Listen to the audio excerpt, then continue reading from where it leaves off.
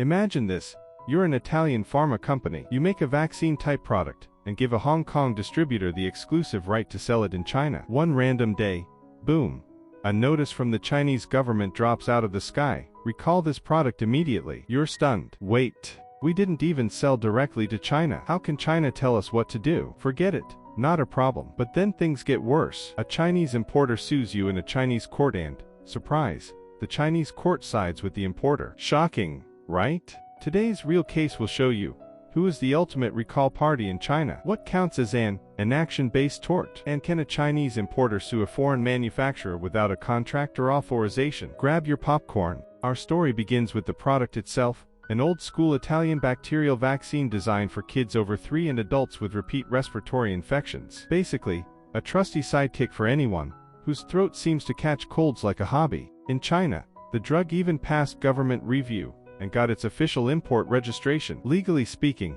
it was as legit as it gets. Everything was set. The Italian manufacturer was ready to conquer the China market, but without taking on China-related risk. So they told the Hong Kong distributor, "Here, we authorize you to handle China." The HK distributor happily agreed.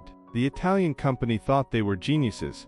"We only deal with Hong Kong. China, no direct contact. No problem." What they didn't know was, the Hong Kong distributor immediately passed the exclusive China distribution to a Chinese importer. This meant the Chinese importer took over everything: importing, marketing, selling, the whole chain. They became the one and only authorized importer and master distributor in China. Meanwhile, the Italian manufacturer, still blissfully unaware any Chinese importer even existed. Next, the Chinese importer placed massive orders from the HK distributor. The importer sold to Chinese wholesalers. Wholesalers sold to hospitals. And just like that, the product spread across the China market. Everyone made money. Everyone was happy. Except the Italian manufacturer. They still thought Hong Kong was handling everything. Then, lightning bolt. The Chinese government suddenly issued a notice declaring the production process didn't match what was registered. Some lab data wasn't exactly complete. And maybe a little cross-contamination happened. In short,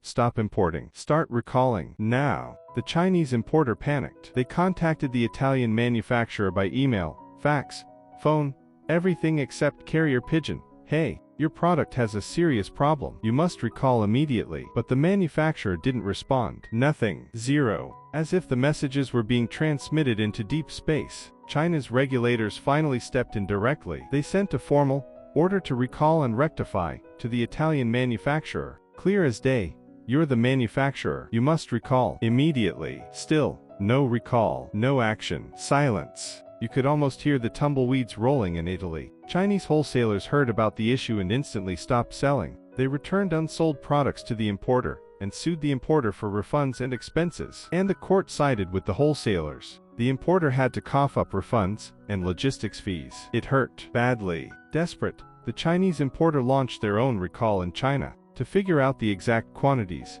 they hired a notary to verify and document all recalled and unsold inventory. That cost money too. And all those recalled products. Can't sell them, can't keep them, so the importer paid a professional disposal company to destroy them properly. More money gone. The importer was basically crying into their balance sheet. But finally, the importer had had enough. They sued the Italian manufacturer in China, demanding compensation for unsellable inventory, returned products and logistics costs, notary fees, lawyers, inspections, disposal fees, interest on tied-up funds. Basically, every loss except profit. The Chinese importer's position was straightforward: we're the authorized importer. China confirmed the product had quality defects. Under the law, the manufacturer is the ultimate recall party. We fulfilled recall duties, you did nothing. Therefore, your failure to recall caused our losses. You must pay. In short, you're the manufacturer. You recall it. And you pay.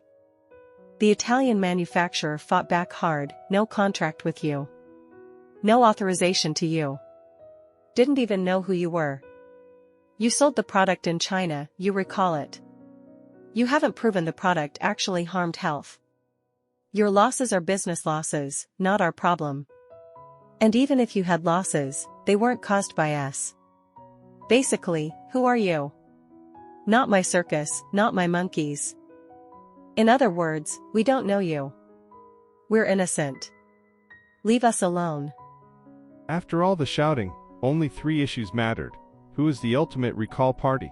The manufacturer or the importer? If the importer recalls but the manufacturer refuses, is the manufacturer liable for a tort of inaction? Can a Chinese importer sue a foreign manufacturer even without a contract or authorization? Answer these, and the case becomes simple. The Chinese court ruled, the Italian manufacturer must compensate the importer for inventory losses, returned product losses, notary, inspection, legal fees, disposal costs. Basically, the importer got everything except lost profits. Moral of the story, if you should recall but don't, that's an actionable wrong, and you pay for the damage. Somewhere in Italy, a manufacturer was crying in the bathroom. The court laid down 3 key principles. The manufacturer is always the ultimate recall party.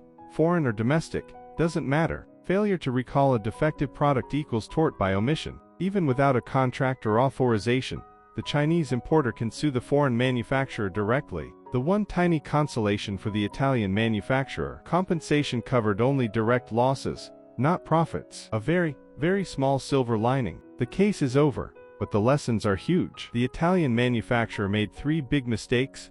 We sold to Hong Kong, not China. China isn't our problem. Recalls in China are the importer's job, not ours. No contract plus no authorization equals they can't sue us. Because of these misunderstandings, they ignored China's recall orders and paid the price. A heavy price. Here's the bottom line. China is the world's 2nd largest economy. If your product is in China, or you're planning to enter, this case is a wake-up call. China allows cross-chain liability. No contract, no authorization, doesn't matter. Once your product enters China, you carry manufacturer responsibility. You are the ultimate recall party. If you don't recall, it's an actionable tort, and you'll be held liable. Whether you make cars, electronics, medical devices, drugs, food, cosmetics, it's the same rule. Ignore it at your own risk. China Case, telling real cases from China's courts. Want to explore more vivid and authentic legal stories? Subscribe to China Case and gain real insights into China's legal world.